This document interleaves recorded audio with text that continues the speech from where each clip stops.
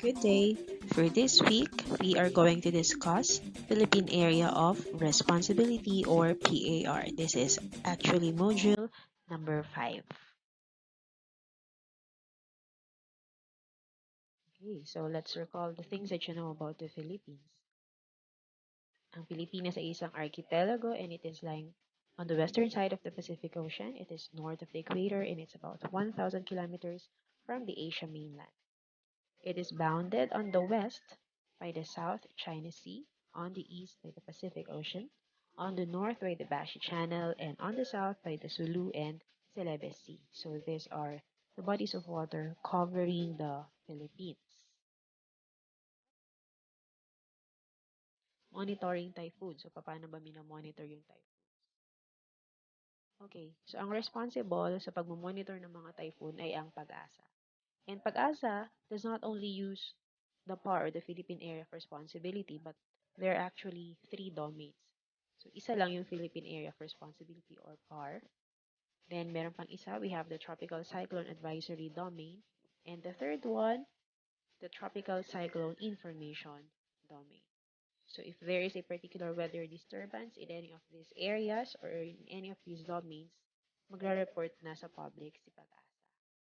So, to let you know more about this, so ito yung pinaka-diagram. As you can see, yung broken line dyan or yung naka-gray, that is the PAR. Then yung naka-red, which is bigger in area, that is your Tropical Cyclone Advisory Domain. And the one with yellow line is the Tropical Cyclone Information Domain. Let's get to know more about the Philippine Area of Responsibility or the PAR. So, PAR is actually the smallest and innermost monitoring domain. So, di ba may tatlong domain? So, pinakamaliit doon is yung PAR. And the boundary of PAR is closest to Philippine Islands. Also, you would observe that the western boundary of the PAR is closer to the coastline of the country than the eastern boundary.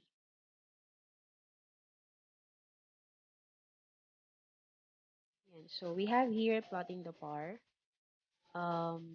I have a separate video for this. So, if you would like to know, just watch the video on how you would plot the PAR. But basically, this is similar to plotting points or ordered pair in your Cartesian plane. So, sa mathematics. Saka itong graphing dito, plotting of points on the graph, parehas lang yan. Okay, so after you have plotted the PAR, ito dapat yung makukuha ninyong image or answer. Now, let's get to know more about the role of PAGASA. PAGASA means Philippine Atmospheric, Geophysical, and Astronomical Services Administration. So, ang pinakatrabaho ng PAGASA is to inform the public about the following. First, flood and typhoon warnings. Also, they give a public weather forecasts and advisories. And they are also responsible for giving information about meteorological, astronomical, climatological, and other specialized information and services. So, very important talaga yung trabaho ng PAGASA. Okay. So, tracking typhoons. Paano ba minomonitor or tinatrack yung dinadaanan ng isang bagyo? Okay. So, we have here a diagram showing the path of particular typhoon. So, in 2002, we have Agaton, Harurot in 2003, we have Yoyong in 2004, and Waning in 2005. So, basically, if you are going to look closely into this diagram, makikita nyo na halos pare-pareha sila ng pinagmumulan or pinagsisimulan kung saan sila nabuo. And basically, they would end up at the same direction. So, titignan nyo doon, kadalasan tumatama sa Luzon area yung bagyo and hindi sa Mindanao area. Okay? Tropical cyclones, ang galaw ng bagyo ay generally towards the northwest direction. Why? Because there is large-scale winds pushing cyclone in that direction. Yun, napupush sila towards that particular direction. And then, when a typhoon enters the PAR and already a tropical storm, remember that there are different categories of a tropical cyclone, then that's the time for PAGASA to give it a name. Ngayon naman, pag-usapan natin yung mga examples ng weather instruments na ginagamit na pag-monitor ng weather, of course. So, we have here the diagram and their names and their function. So, for example, we have thermograph. Ito yung nagre-record ng air temperature. Tuloy-tuloy niya na marirecord. Then, thermometer, you're familiar with that. So, for hotness or coldness. We have hygrometer, which determines how much moisture or water vapor is in the air. Tapos, meron din tayong hygrothermograph, and this one records both humidity and temperature. Then, we also have barometer. Ito, very familiar siguro kayo dito, no? Barometer is the one which measures air pressure, and we have barograph. Air pressure din ang sinusukat, but it is in graphical form.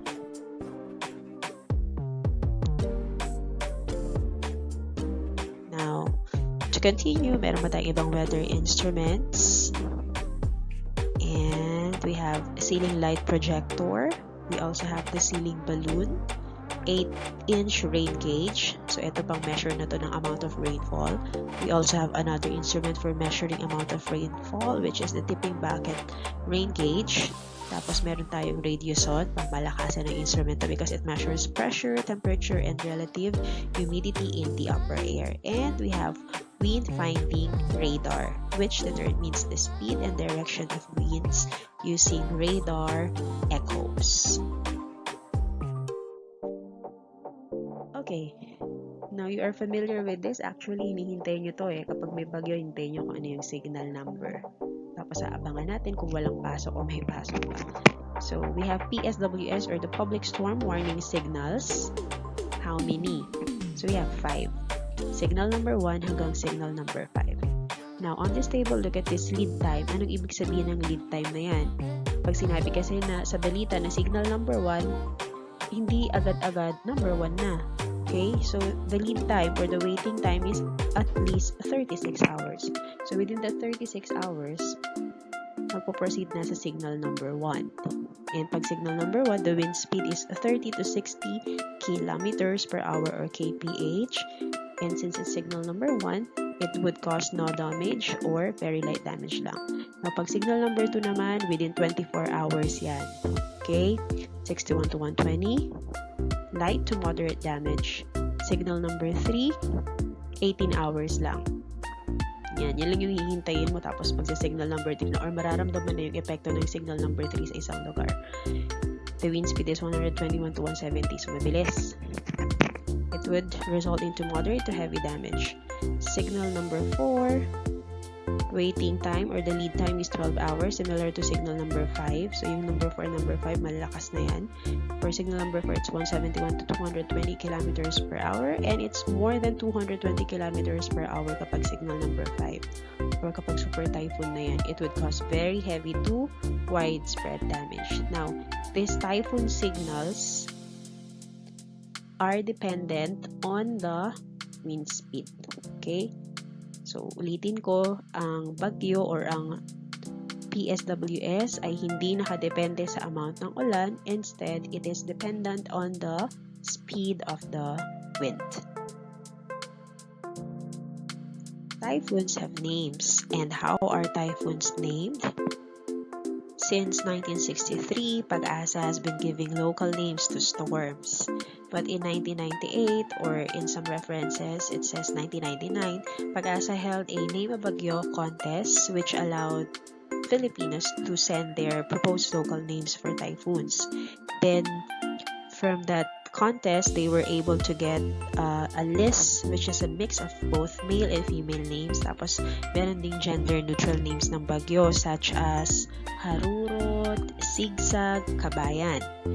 And for a particular year, ilan ba yung pangalan ng bagyo? 25. Tapos may 10 auxiliary or reserve names. Pero on the average, 20 yung pumapasok na bagyo sa ating bansa. So, kasyang-kasya na yung mga pangalan na yon. Okay, now yung pangalan for a particular year, gagamitin ulit yan after 4 years. So, every 4 years nare-recycle yung mga pangalan. So, for example, if there is a set of name for 2018, gagamitin ulit yan sa 2022, 2026, so on and so forth. Now, Now, yung mga pangalan ng bagyo pwedeng matanggal. And what is the criteria para matanggal yung pangalan ng bagyo sa listahan? Dapat it has caused at least 300 deaths or 1 billion worth of agricultural and infrastructural damage. So, yung mga bagyo na sobrang tindi nung naging epekto sa ating bansa, tinatanggal na sa listahan. Bakit? Kasi nag-cause na ng trauma yun sa mga tao. So, tinatanggal na para wala ng bad vibes. Okay, now, bago pa man dumating sa PAR ang isang bagyo, meron na siyang international name. However, binibigyan pa rin siya ng local name para mas maging Philippinized or para mas madaling matandaan ng mga tao yung pangalan ng particular na bagyo. So, for 2021, we have here the 25 prepared names and 10 auxiliary names. So, ito yung mga magiging pangalan ng bagyo natin for 2021. So, examples, we have here Jolina, Lani, Odette, Paulo, and others. Okay, so another being used by PAGASA is this Rainfall Warning System, RWS. I think this is very common nowadays, especially may mga text messages pa tayong nare-receive. So we have red warning, orange warning, and yellow warning. Actually, yung red, that is the pinakamatinding warning na yan. So red warning would mean that there is serious flooding expected in low-lying areas, and as a response, dapat nag-evacuate na yung mga tao na nakitira doon. Pag orange warning naman, matinding buhos ng ulan din yan. Kaya yung flooding is very possible and it's actually threatening. So dapat ang magiging response natin ay alerto tayo kasi possibility of evacuation is great. Now, pag yellow warning naman, malakas din yung buhos ng ulan. So, possible yung flooding. So, our response, we should be monitoring weather condition. Alright, so for your recit work, I want you to answer the following on your notebook. So, after that, you have to send your answers to your teacher. That's it. Goodbye, class. Thank you.